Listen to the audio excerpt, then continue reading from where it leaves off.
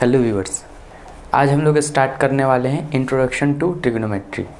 ठीक है, ये 10th क्लास के मैथमेटिक्स का बहुत ही इम्पोर्टेंट चैप्टर होता है और इसका कॉन्सेप्ट यदि आप समझ में आ रहा है आपको तो फिर बहुत ईजिली आप क्वेश्चन को कर पाएंगे, लेकिन यदि समझ नहीं आ रहा है तो फिर प्रॉब्लम होगी। ठीक है, तो यहाँ पे हम लोग कॉन्सेप्ट को ईजिली तरीके से समझेंगे, फिर उस पर क्वेश्चंस देखेंगे। ठीक है, तो स्टार्ट करते हैं।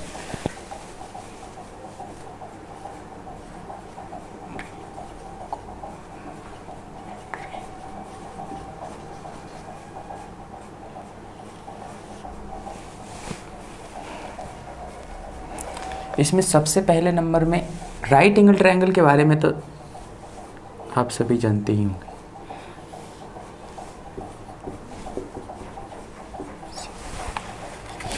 अब इस राइट एंगल ट्रायंगल में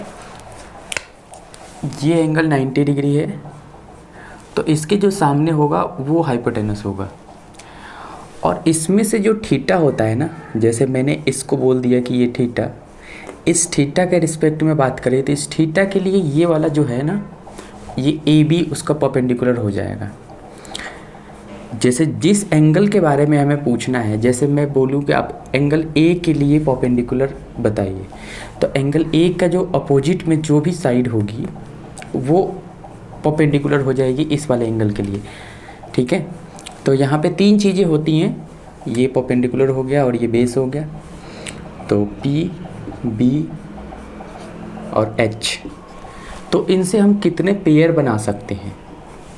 तो एक पेयर में बनाता हूँ पी और एच का, एक पेयर में बनाता हूँ यहाँ पे बी और एच का,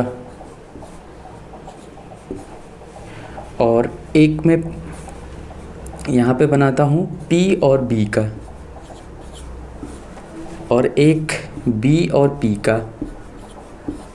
उसके बाद वाला जो बनाता हूँ एच और बी का, और इसके बाद एच और पी का। अब ये जो रेशियो होंगे ना, इनके ही नेम होंगे और इनको ही बोला जाएगा ट्रिग्नोमेट्रिक रेशियो। तो यहाँ से क्या मिलेगा हमें? P अपॉन एच, तो इसको हम लोग बोलते हैं साइन थीटा। ठीक है, तो ये साइन थीटा हो जाता है P अपॉन एच, और B अपॉन एच को क्या बोला जाता है? Cos theta. तो ये कॉस थीटा हो गया B अपॉन एच। इस तरह से P अपॉन बी, इसको हम लोग टाइन थीटा से डिनोट करते हैं, P upon B. B upon P क्या होगा? तो ये हो जाएगा कॉट थीटा, और H अपॉन बी क्या हो जाएगा? ये सेक थीटा हो जाएगा। H अपॉन पी क्या हो जाएगा? कोसेक थीटा हो जाएगा।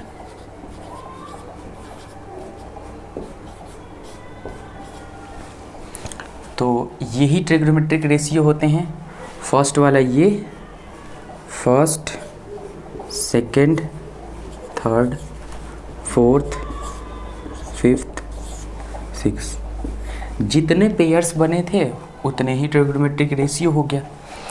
अब इनका जो फॉर्मूला है वो आप किसी भी तरीके से याद कर सकते हैं। इसके लिए आप ट्रिक भी यूज़ कर सकते हैं। जैसे मैंने इसको याद रखने के लिए एक ट्रिक बनाया है, सिपाही। तो इससे मुझे याद रहता है कि sine theta equal to P upon H, और इसको आप जितने ज़्यादा क्वेश्चंस करेंगे ना तो ऐसे ही याद हो जाएगा ये। और यदि चाहे तो ट्रिक भी यूज़ कर सकते हैं, इसमें कोई बड़ी बात नहीं है। ठीक है, तो इतना कॉन्सेप्ट समझ आया। इसके बाद हम लोग क्या करते हैं, अब पहले कुछ क्वेश्चंस देखते हैं इसी फॉर्मूले के बेस पे, और एक्सरसाइज 8.1 जो है सिर्फ इसी पे बेस्ड ऑन है, तो उसके कॉन्सेप्ट को देखते हैं। 8.1 में जो भी चीज़ें दी हैं वो बिल्कुल बेसिक कॉन्सेप्ट है उसमें। जैसे इसमें फर्स्ट क्वेश्चन जो है गिवन है, ये यहाँ पे मिटा भी सकते हैं। इसमें फर्स्ट क्वेश्चन गिवन है हमें exercise 8.1 in right angle triangle ABC angle B is 90 degree, AB 24, BC 7 centimetre, determine the sine A cos A sine C cos C। Question ये है, तो हमें क्या गिवन है, एक राइट एंगल ट्रायंगल गिवन है और इसमें एंगल B जो है वो 90 डिग्री है, तो ये वाला A हो जाएगा, ये वाला C हो जाएगा। अब कह रहा है कि आपको इसमें से गिवन है AB 24 गिवन है, AB 24 गिवन है, BC 7 सेंटीमीटर गिवन है। तो इस तरह से हमें पहले AC फाइंड आउट करना होगा। तो AC फाइंड आउट करने के लिए पहले ना कुछ इम्पोर्टेंट पॉइंट, पाइथागोरियन ट्रिपलेट, इसको याद रखना है। फंडामेंटल कुछ इसमें फंडामेंटल में 3, 4 और 5 ये पाइथागोरियन ट्रिपलेट होता है। मतलब इसका क्या मीनिंग है, यहाँ पे ये 3 और ये 4 है तो ये 5 होगा। इस तरह से हम लोग ऐसा भी देख सकते हैं कि सभी नंबरों में 2 से मल्टीप्लाई भी हो जाता है तो वो भी हमारा पाइथागोरियन ट्रिपलेट ही होगा। जैसे इसमें 2 से मल्टीप्लाई हो गया, इसमें 2 से मल्टीप्लाई हो गया और इसमें तब 2 से मल्टीप्लाई होगा ही होगा। तो इसका मीनिंग हम लोग ये देख सकते हैं कि 8, 6 और ये 10 ये भी पाइथागोरियन ट्रिपलेट हो गया। तो ये होता है उसका बेस। उसी तरह से एक और होता है 7, 24 एंड 25। ये मोस्ट यूज़ होने वाले, सबसे ज़्यादा यूज़ होने वाले ये दो ही है। ठीक है, तो यहाँ पे डायरेक्टली हम लोग फाइंड आउट कर सकते हैं। इसको मैं मिटा देता हूँ, जो भी होगा मैं फॉर्मूला लिख के बता दूंगा।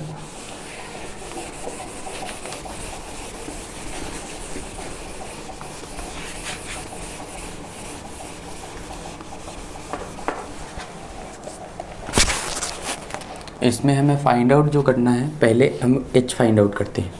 तो h फाइंड आउट करने के लिए हमारे पास h का स्क्वायर प्लस b का स्क्वायर प्लस p का स्क्वायर, तो यहाँ से h इक्वल टू हो जाएगा अंडर रूट p का स्क्वायर प्लस b का स्क्वायर, तो ये हो जाएगा 24 का स्क्वायर, ये हो जाएगा 7 का स्क्वायर, ये अंडर रूट, तो ये 576 प्लस 49 625, यहाँ से मिल जाएगा हमें 25। तो h की वैल्यू हमें फाइंड आउट कर लिया। इसके बाद हमें जो फाइंड आउट करना है sine A cos A, sine A cos A, sine A। तो साइन A फाइंड आउट करने के लिए आप ध्यान से देखें, साइन A के जो सामने है वो इसके लिए परपेंडिकुलर हो जाएगा।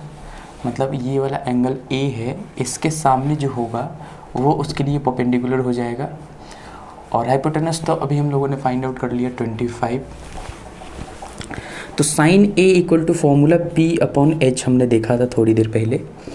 तो एंगल A के लिए परपेंडिकुलर क्या होगा, तो एंगल A के लिए परपेंडिकुलर हमारा 7 हो जाएगा।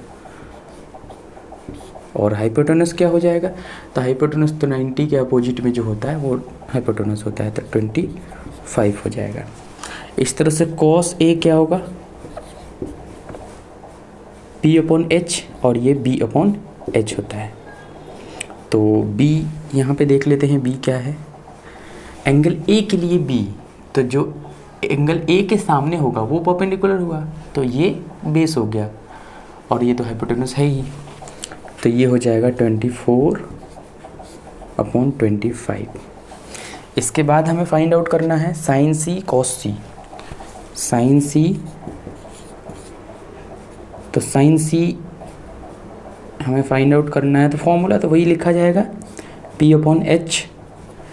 तो साइन C के लिए P क्या होगा, ये C है ना, इसके सामने जो होगा वो परपेंडिकुलर होगा C के लिए, तो 24 है इसके सामने, तो 24/25 ये हो गया। इस तरह से cos C क्या होगा B/H, तो सी के लिए बी, ये सी है तो ये वाला बी हो जाएगा क्योंकि ये तो परपेंडिकुलर हो गया, तो ये हो जाएगा 7/25। तो ये रहा आंसर फर्स्ट वाले क्वेश्चन का।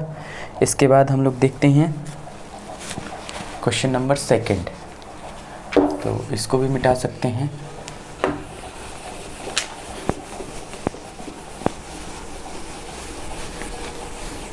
समझ आ गया होगा क्योंकि इजी है।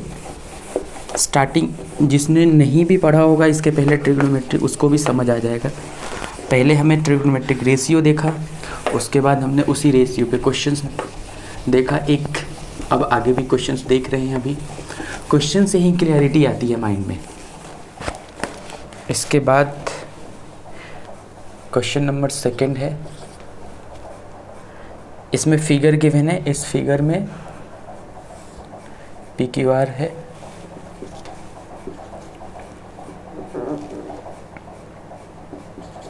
ये 13 है, ये 12 है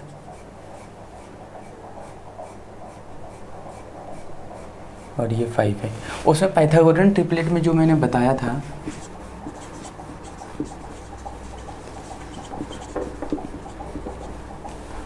ट्रिपलेट ये ऐसे है टेंथ क्लास में नहीं, ये तो 8th क्लास में ही था इसके बारे में पढ़ना। 3, 4 और 5 ये हो गया था। और एक मैंने बताया था 7, 24 और 25। और एक ये सबसे इम्पोर्टेंट एक और होता है 12 और 13। तो ये 3 होते हैं फंडामेंटल जो सबसे ज़्यादा यूज़ होंगे। तो इसमें से ये तो देखते के साथ हमें पता चल गया कि क्या होने वाला है। ये 5 हो जाएगा ऐसा पाइथागोरियन ट्रिपलेट। लेकिन पहले हम लोग फाइंड आउट करेंगे। इसमें हमें प्रूफ करना है find 10p minus cot R. Find out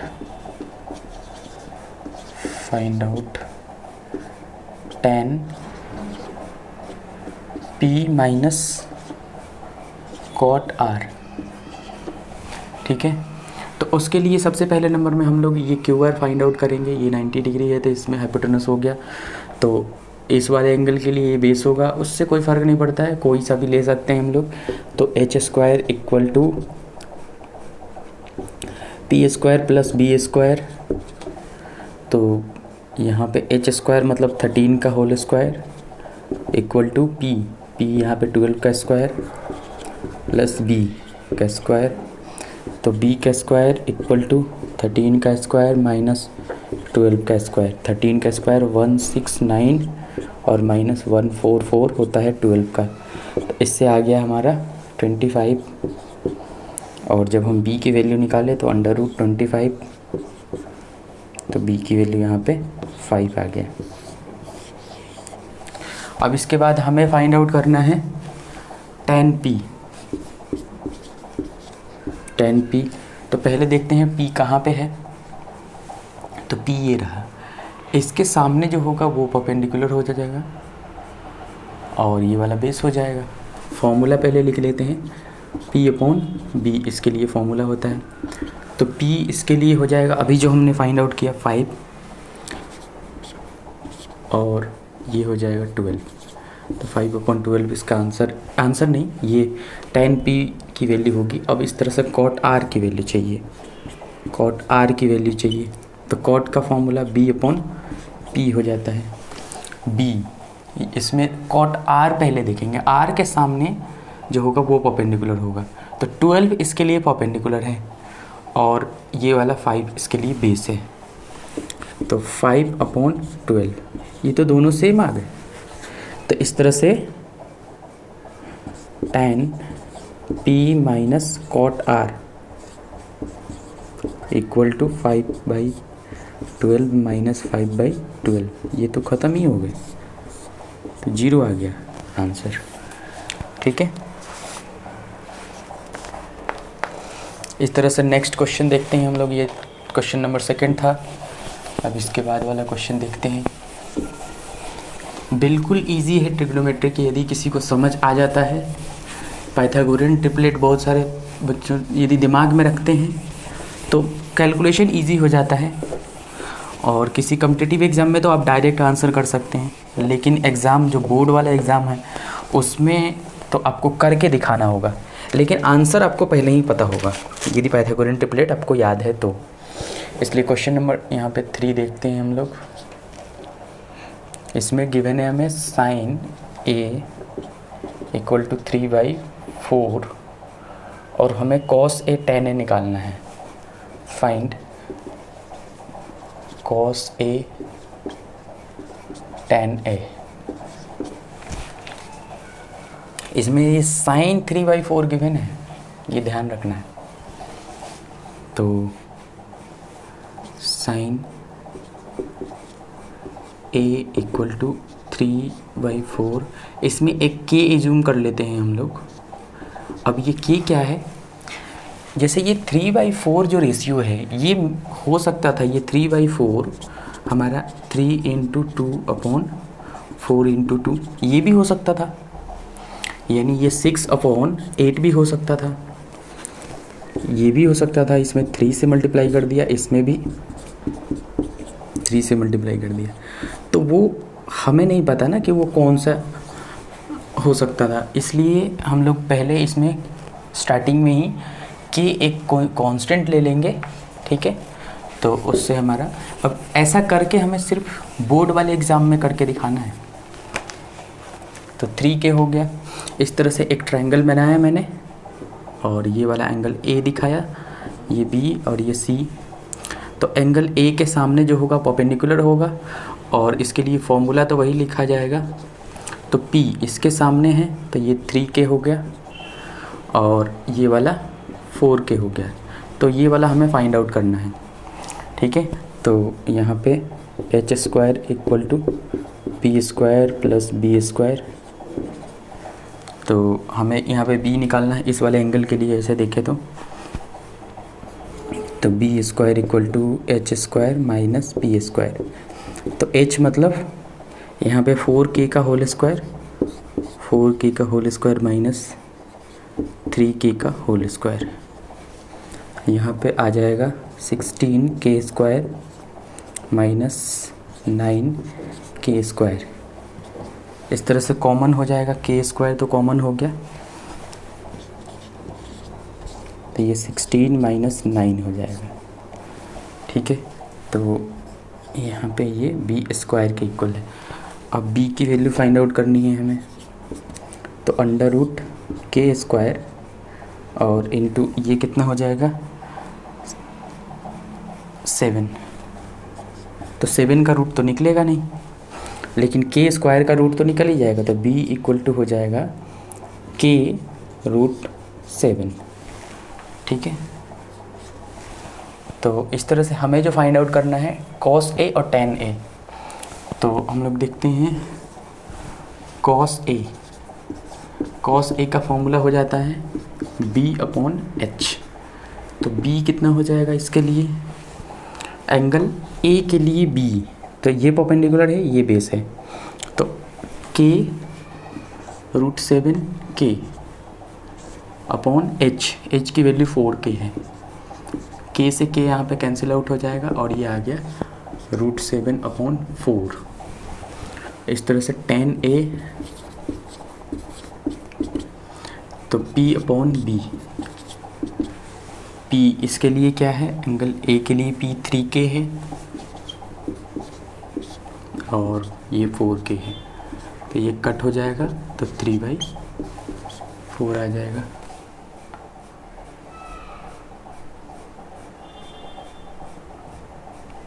oh sorry B की वैल्यू ये नहीं आई थी ना, B की वैल्यू 7√7K, वही मैं सोचूं, ये आंसर हो गया इसका वाला, ये आंसर, ठीक है। कोई दिक्कत नहीं है, इसमें फाइंड आउट करना था हमें cos A tan A और हमें ये sin A equal to 3/4 given था, तो हमने उसको K लिखा। K क्यों लिखा मैंने अभी यहाँ पे समझा दिया था। और उसके बाद यही फॉर्मूला लगाया पाइथागोरन ट्रिपलेट।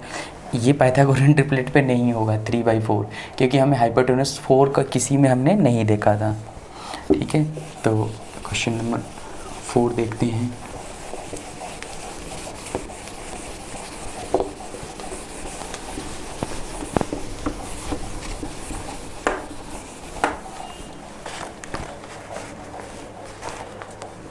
क्वेश्चन नंबर 4 हमें गिवन है 15 cot A equal to 8।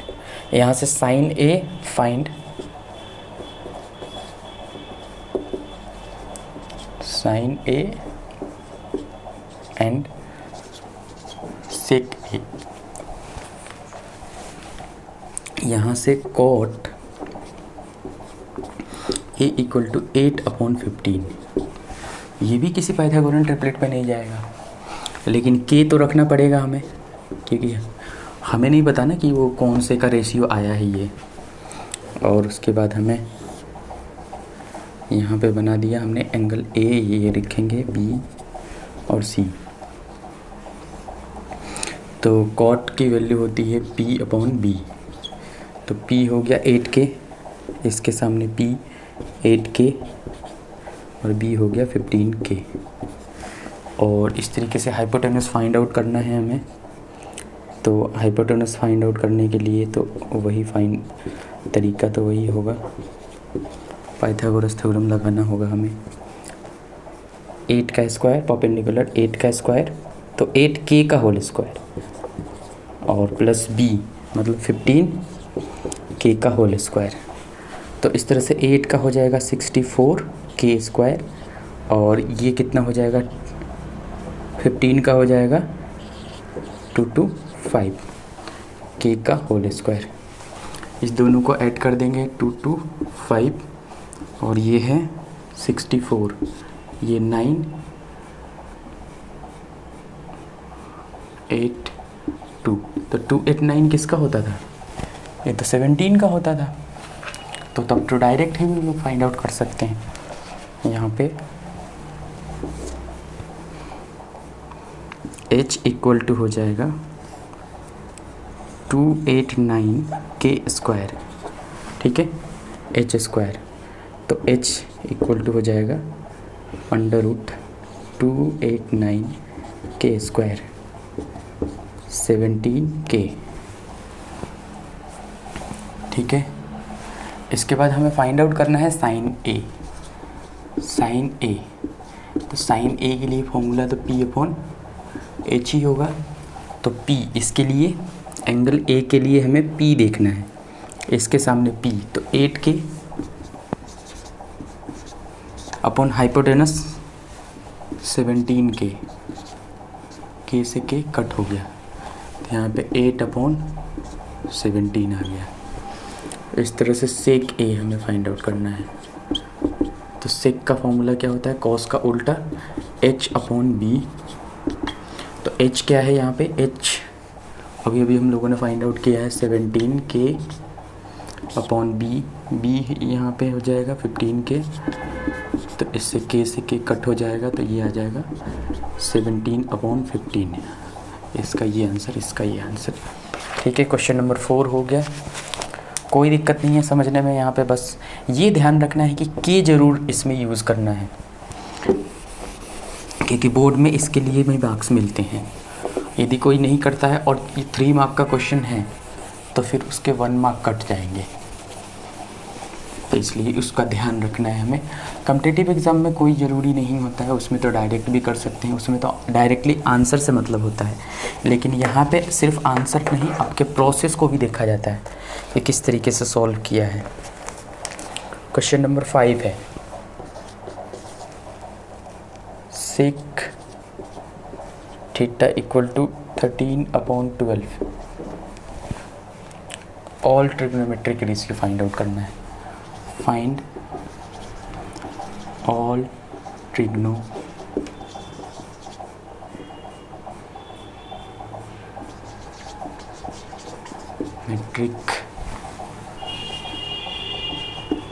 Ratio, ठीक है। तो कोई नहीं, यहाँ पे सेक theta equal to 13K/12K।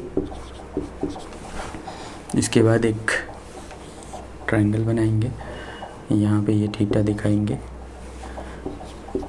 ABC, कोई इधर उधर भी हो सकता है। बस हमें ये देखना है कि यहाँ पे k लिखना ज़रूरी है। और ये तो पाइथागोरन ट्रिपलेट ही है, इसमें ये h है और नीचे वाला हमारा b है। तो इस तो हमें दिख ही रहा है कि ये 5, 12 और 13 वाला है। 5, 12 और 13 वाला पाइथागोरन ट्रिपलेट है।